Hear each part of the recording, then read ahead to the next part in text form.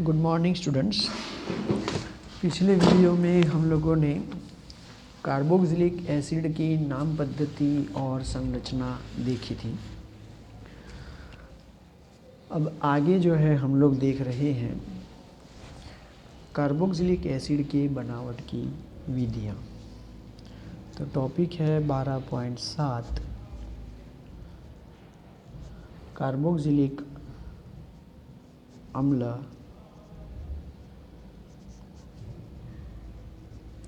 बनाने की विधियाँ। अलग अलग अभिकर्मकों का इस्तेमाल करके हम लोग कार्बोक्सिलिक एसिड को बनाएंगे। टोटल हम लोग 6 प्रकार से कार्बोक्सिलिक एसिड को बनाने वाले हैं। तो उसमें भी पहली विधि है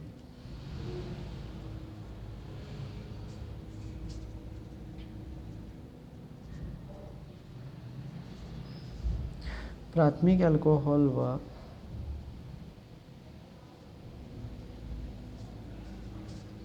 एल्डिहाइड से।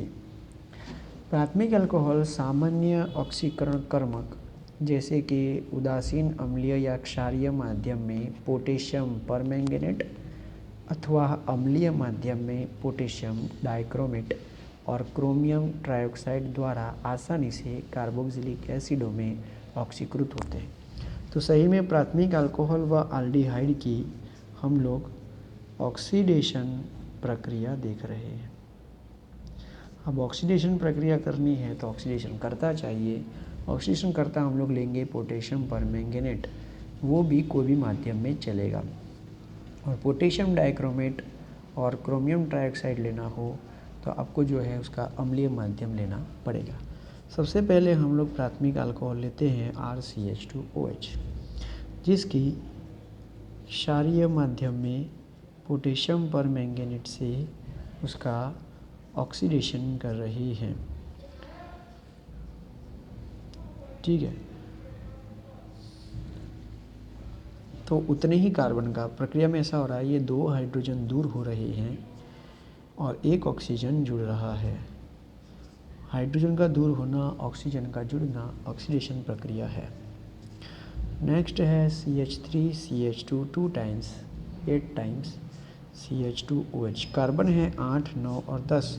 10 कार्बन होने से डेकेन होता है। हाइड्रोक्सिल समूह अल्कोहल है इसलिए ऑल लगेगा, इसलिए इसका नाम होगा डेकेनॉल। डेकेनॉल का हम लोग क्रोमियम ट्राइऑक्साइड से ऑक्सीडेशन देख रहे हैं, जो कि अम्लीय माध्यम में है, अर्थात एसिड हम लोग लेंगे। चलिए, अब उस जितने कार्बन होंगे, जितने कार्बन का आप लोगों ने अल्कोहल लिया है उतने ही कार्बन का आपको कार्बोक्सिलिक एसिड मिलेगा। अर्थात ये 2 हाइड्रोजन यहाँ से जाएंगे, ऑक्सीजन जुड़ेगा और ये हो जाएगा डेकेन और ओइक एसिड। क्योंकि कार्बोक्सिलिक एसिड है इसलिए ये हो गया डेकेनोइक अम्ल।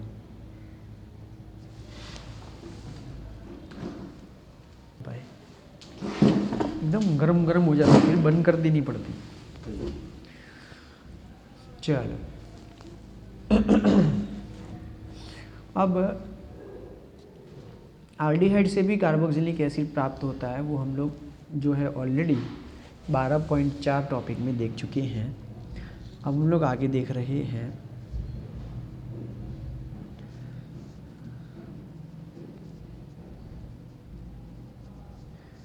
एल्किल बेंजीन से कार्बोक्सिलिक एसिड। अब एल्किल बेंजीन में मुख्य होता है बेंजीन के ऊपर CH3 या तो बेंजीन के ऊपर CH2 CH3 कुछ भी, तो सब एल्किल बेंजीन कहलाता है। एरोमेटिक कार्बोक्सिलिक एसिड एल्किल बेंजीनों के क्रोमिक एसिड अथवा क्षारीय KMnO4 द्वारा प्रबल ऑक्सीकरण से विरचित किए जाते हैं। अर्थात अगर हम लोगों को एल्किल बेंजीन का ऑक्सीडेशन करना है तो प्रबल ऑक्सीडेशन करता इस्तेमाल करने पड़ेंगे, जो होते हैं क्रोमिक एसिड या तो क्षारीय माध्यम में KMnO4। संपूर्ण पार्श्व श्रृंखला चाहे किसी भी लंबाई की हो, ऑक्सीकृत होकर कार्बोक्सिलिक समूह निर्मित करती है। अर्थात अगर हम लोग एल्किल बेंजीन लेते हैं चाहे कितने भी बेंजीन के ऊपर कितने भी कार्बन हो, लेकिन वो बन जाता है बेंजोइक एसिड। तो एल्किल बेंजीनों से हम लोग बनाते हैं बेंजोइक एसिड बनाते हैं। ठीक है, यहाँ पर भी प्रक्रिया जो है वो ऑक्सीडेशन ही हो रही है।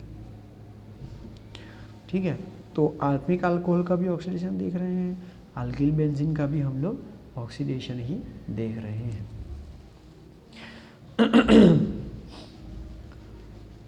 प्राथमिक व द्वितीयक अल्किल समूह भी इसी प्रकार से ऑक्सीकृत होते हैं, जबकि तृतीयक समूह प्रभावित नहीं होता है। इसका क्या कारण है वो हम लोग 11वीं कक्षा में पढ़ चुके हैं।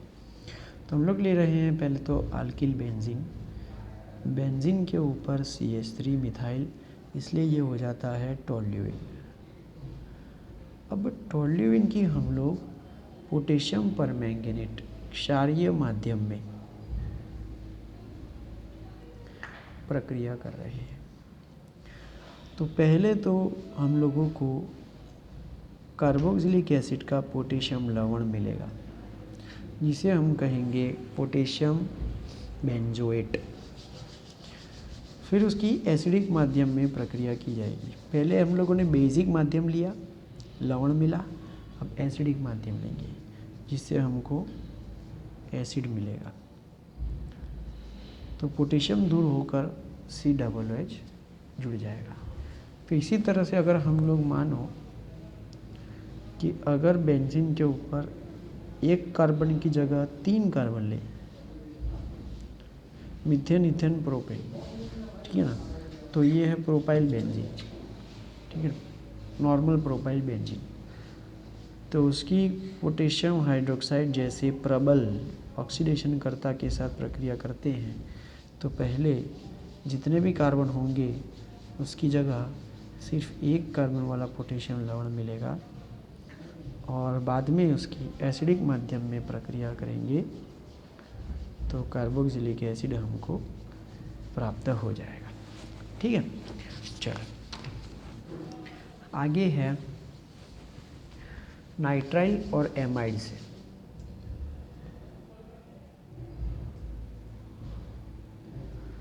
नाइट्राइल और एमाइड।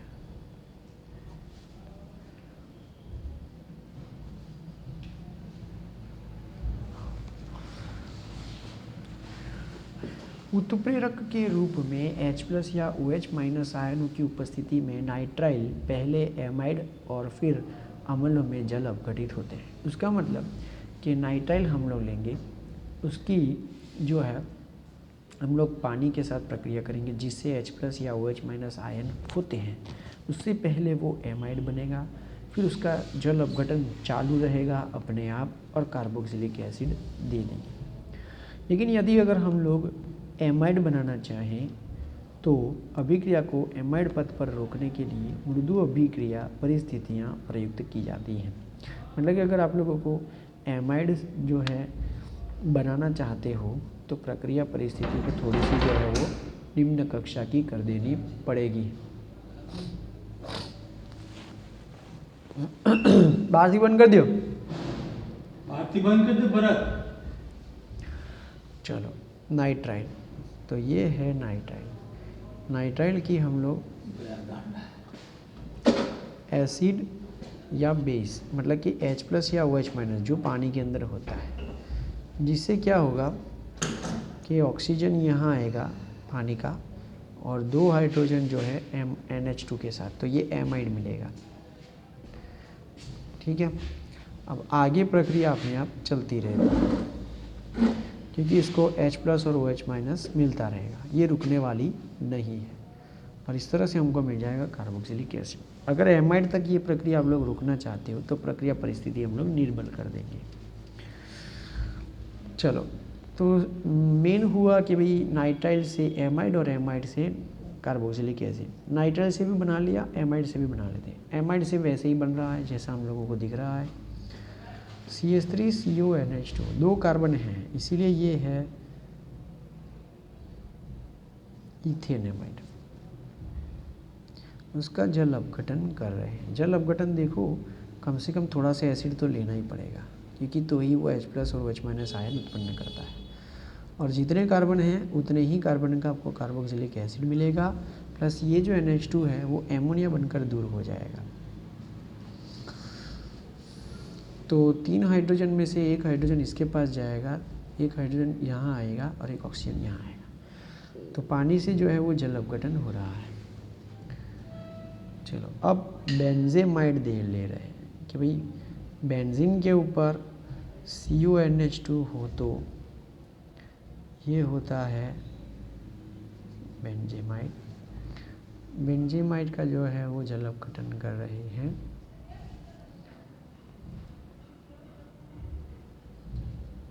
बेंजीन के ऊपर लिख जाएगा COOH, benzoic acid plus NH3 ammonia जो है वो दूर हो जाएगा।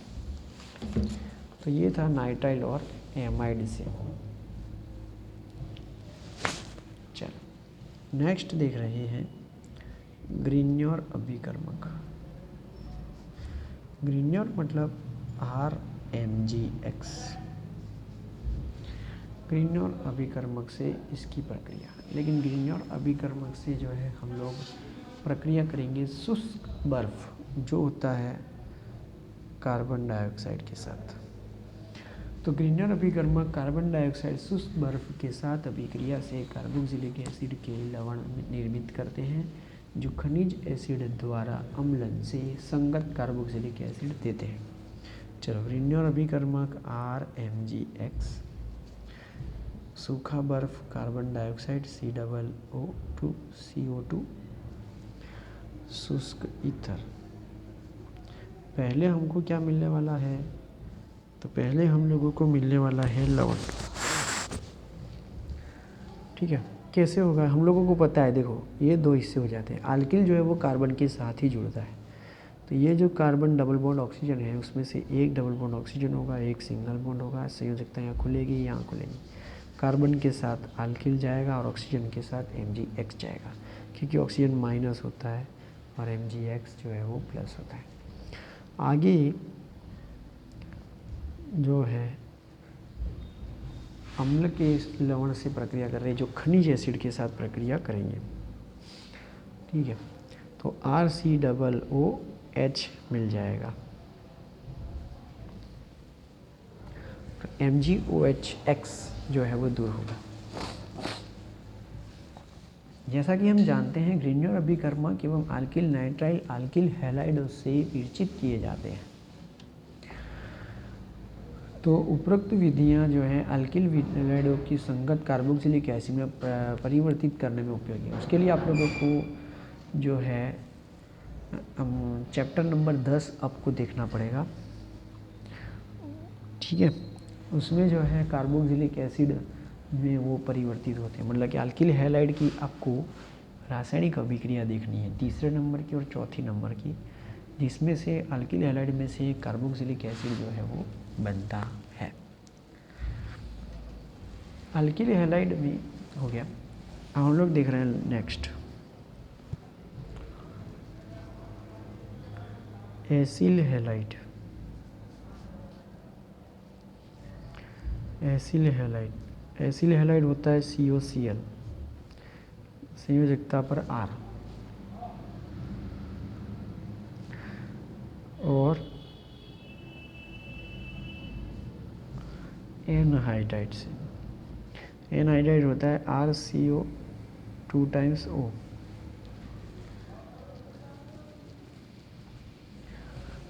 ठीक है, ये होता है एनहाइड्राइड।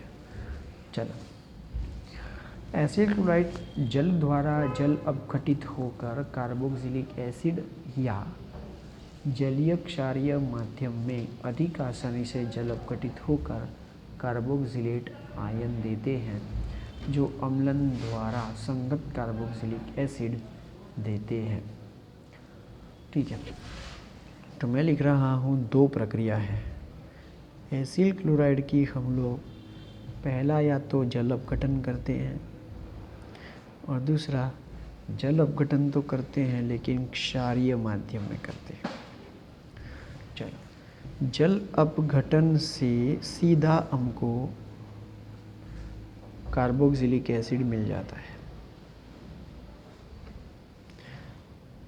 ठीक है। और अगर क्षारीय माध्यम में करते हैं तो पहले कार्बोक्सिलेट आयन मिलता है और उसका अम्लन करने से कार्बोक्सिलिक एसिड मिलता है। पहले बेस डाला, फिर लवण मिल गया, तो फिर एसिड डाल दिया, इसलिए एसिड मिल गया। दूसरी ओर एसाइल एनहाइड्राइड जल द्वारा जल अपघटित होकर संगत अम्ल देते हैं। कैसे वो बता रहे हैं। ठीक है कि भाई C6H5CO2O ये है बेंजोइक एनहाइड्राइड, इसका नाम आपको याद रखना है, बेंजोइक एनहाइड्राइड। देखो ये है एनहाइड्राइड, यहाँ पे CH3 होता तो एसिटिक एनहाइड्राइड हो जाता। यहाँ पे अभी बेंजीन है इसलिए बेंजोइक एनहाइड्राइड है। बेंजोइक एनहाइड्राइड का जल अपघटन से सीधा जो है बेंजोइक एसिड मिलता है। देखो C6H5CO ट्वाइस, उसको ऐसा लिखते हैं, ट्वाइस होने से C6H5CO 2 बार है। ठीक है, यहाँ से बॉन्ड ब्रेक होगा तो C6H5COO और ये है C6H5CO। अब H2O में H और OH होता है तो H यहाँ आएगा और OH यहाँ आएगा, अर्थात C6H5 का COOH 2 बार मिलेगा, जो है हमारा बेंजोइक एसिड। बोलो मिल गया। चलो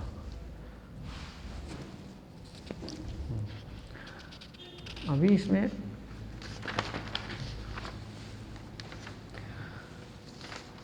हम लोग एनहाइड्राइड में विभिन्न अल्किल क्रियाशील समूह जुड़ा हुआ हो ऐसा एनहाइड्राइड ले रहे हैं।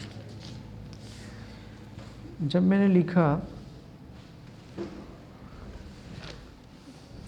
कि RCO ट्वाइस O, उसका मतलब ये हुआ कि RCO एक बार, RCO 2 बार ऑक्सीजन से जुड़ा हुआ।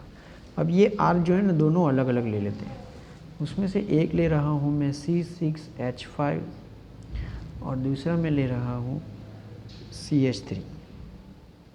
तो ये है बेंजोइक इथेनोइक एनहाइड्राइड, क्योंकि ये 6 कार्बन वाला है और ये 2 कार्बन वाला। तो ये है बेंजोइक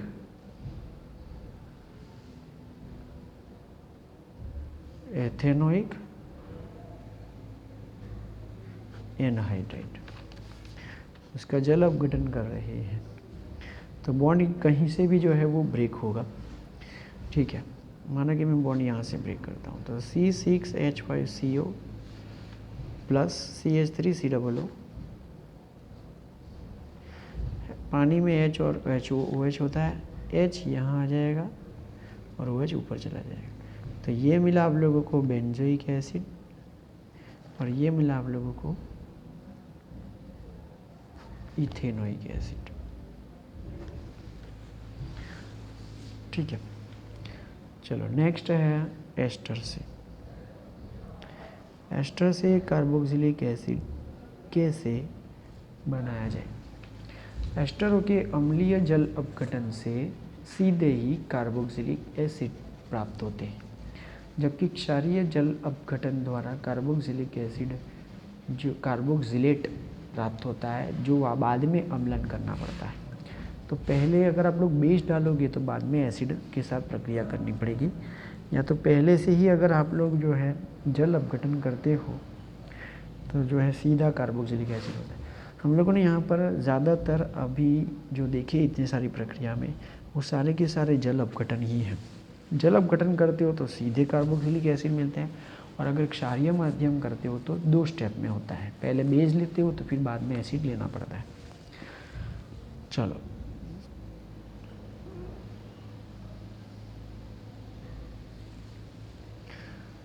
ये है CO2 CO COO, C2H5, ये है इथाइल, ये है एथिल बेंजोएट, क्योंकि ये है एस्टर, ठीक है। उसकी एसिड के साथ प्रक्रिया कर रहे हैं।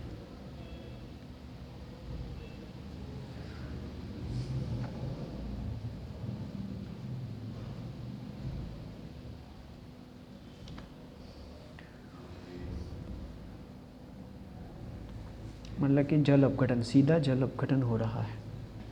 तो बॉन्ड जो है आप लोग कहीं से भी ब्रेक कर सकते हो। तो बेंजीन के ऊपर CO तो OH लग गया, तो H बचा पानी का, C2H5OH हो जाएगा। आप लोगों को मिलेगा इथेनॉल,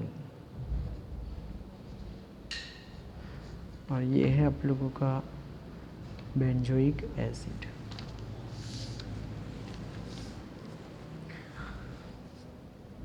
चलिए एक और एस्टर ले रहे हैं असम्मित प्रकार का,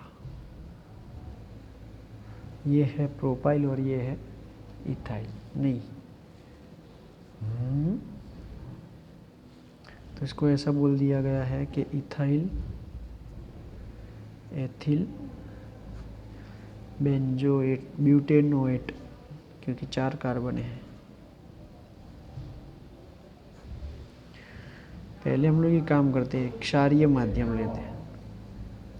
तो पहले हम लोगों को जो है ना वो लवण मिलेगा, तो CH3 CH2 CH2 COO Na plus C2H5OH। तो Na जो है इसके साथ जुड़ गया और OH जो है इसके साथ जुड़ गया।